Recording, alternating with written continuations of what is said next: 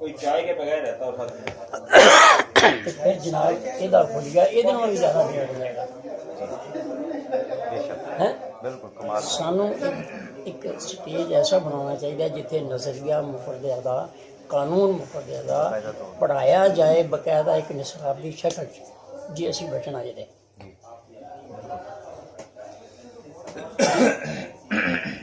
इस वास्ते मेरी तो यही गुजारिश है जी, और मैं चाहना कि जिन्ने मुखलस दोस्त ने जिन्ने साथी ने जी इन्हां दे जज्बात नूं अगर अमली जामा पहनाना है तो फिर उसकी एक ही सूरत है कि इस कानून नूं एक तदरीसी शक्ल के अंदर पढ़ाया जाए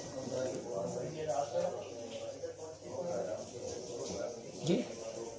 और ये जिहड़े साडे समादारान ने अकाबरीन ने उन्होंने मेरी फिक्र करनी चाहिए है अगर साढ़े च इखलास है जी। वरना मेरी सोच के मुताबिक क्योंकि मैं दोस्तों को मेरा आन जान है, मैं इंज महसूस करना कि तुहाडे कोल होर नज़रिया है, इन्हां कोल होर नज़रिया है। एक मरीज़ 6 हकीमां दे कोल बैठा रहे हो, वो एक ही मरीज़ के उत्ते 6 नब्ज़ां तुहानूं पूरियां ना कर दें तो बढ़ गया जी जी कोई कानून ना है। इस पासे मेरी गुजारिश है कि सानू सारिਆਂ ਨੂੰ मिल के एक तदरीसी सिलसिला जो शुरू करना चाहिए, फिर असी बच सकेंगे और सारा कानून बच सकेगा। और तिब्बे यूनानी अपनी जगह, लेकिन किसी जदों तक तुसी बेहतर चीज़ नहीं दिखाओगे वो उस चीज़ में नहीं चलेगा। बेहतर दिखाओगे तो वो पिछली में छड़ के थोड़ी बड़ी चीज़ में कबूल कर लेगा। ये बेहतरी की जरूरत है। ये बारे चो पता नहीं किस तरह से बेहतरी पैदा करने हैं। नहीं मेरे पास एक ही 6 नब्ज़े को इमराज किताब देखो।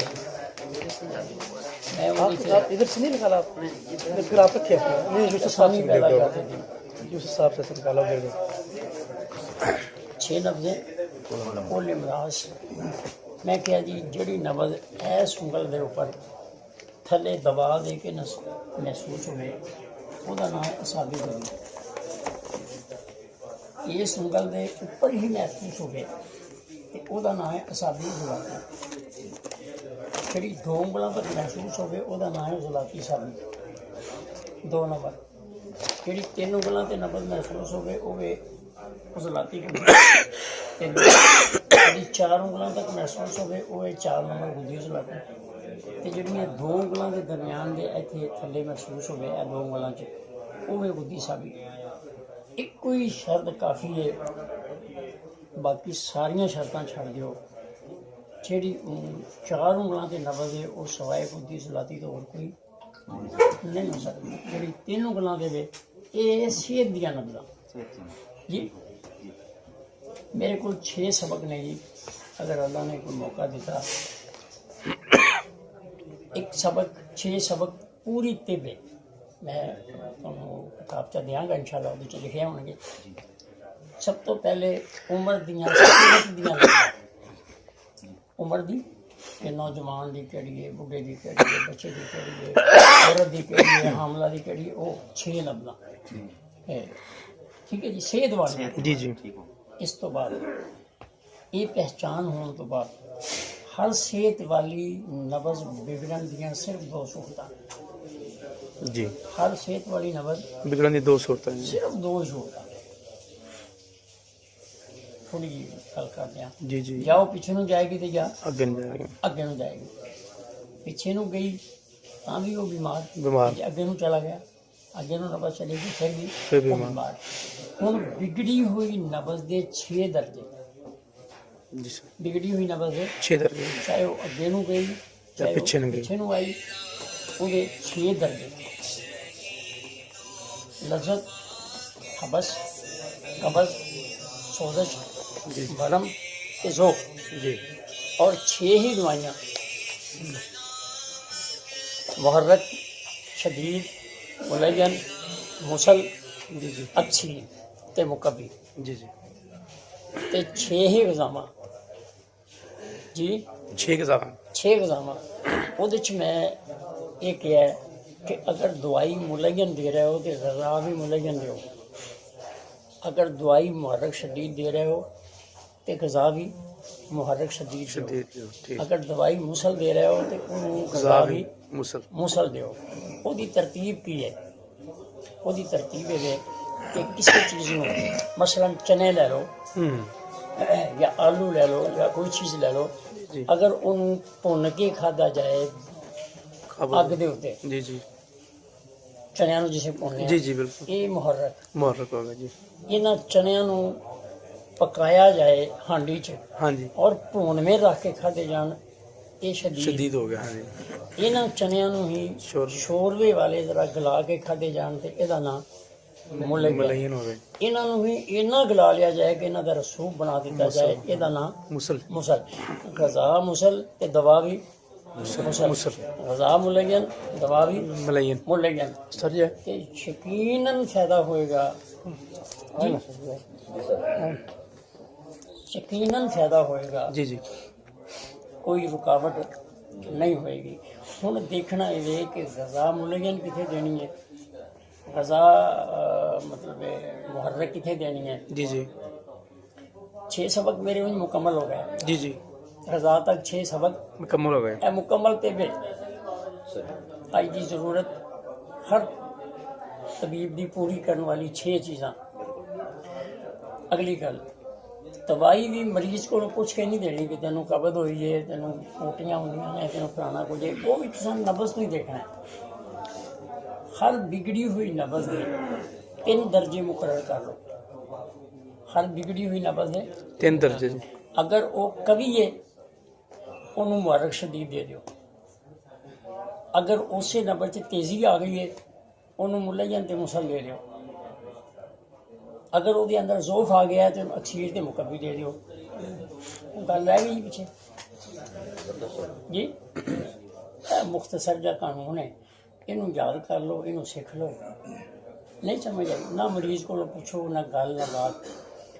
हज़रत साहब मुल्तानी रहमतुल्लाह अलैह ने किताबी गल कर रहे हैं, दोस्तों ने पढ़ी होनी, मंडी बहाउद्दीन के अंदर कैंप लगाया और 1500 मरीज एक दिन च चेक किए।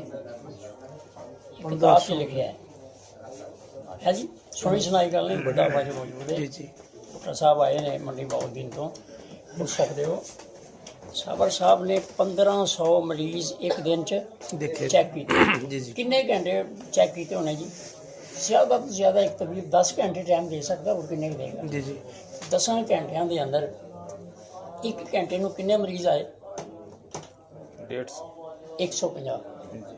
ते मिनट किन्ने होंदे ने? 60 एक मरीज में किन्ने मिनट आए?